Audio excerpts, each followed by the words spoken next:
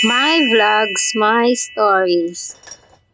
Hi everyone, kamusta po kayong lahat?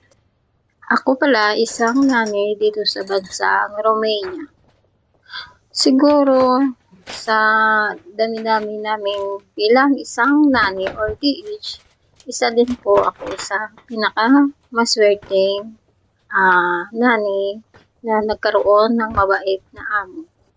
Share ko lang po ang experience ko bilang isang nanay at nakarating dito sa Romania.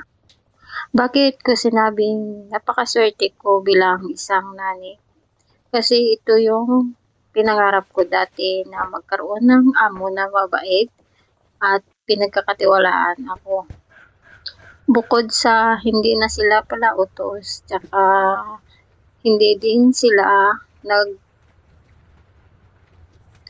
sila nagpaparamdam na isa kang nanay sa kanilang bahay. Tinuturing ka nilang bilang kaibigan. Bago ko pala naisipang mag-apply dito sa Romania, ilang beses ko din ito pinag-isipan. Tsaka lalo na yung sa gastusin papunta dito is hindi ko alam kung saan ako kukuha.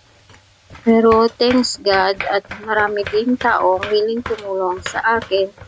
Kahit sabihin natin marami din doon mo makilala yung tao pag wala ka ng pera.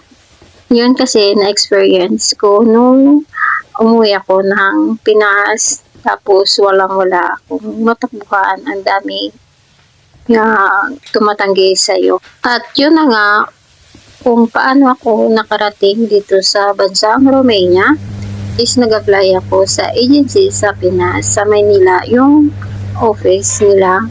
Tapos meron din dito agency sa Romania. Bali yung sa Manila sila na mag-process ng paper mo, tapos dito is yung employer yung maghanap sa iyo para magkaroon ka ng trabaho or maghanap sila ng nanay nila.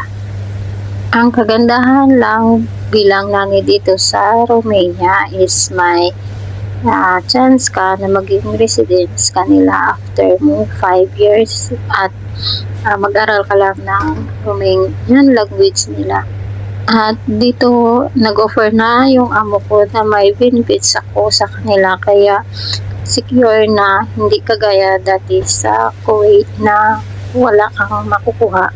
Kahit sabihin natin nag 8 years ako doon sa kanila is never ako nakatanggap ng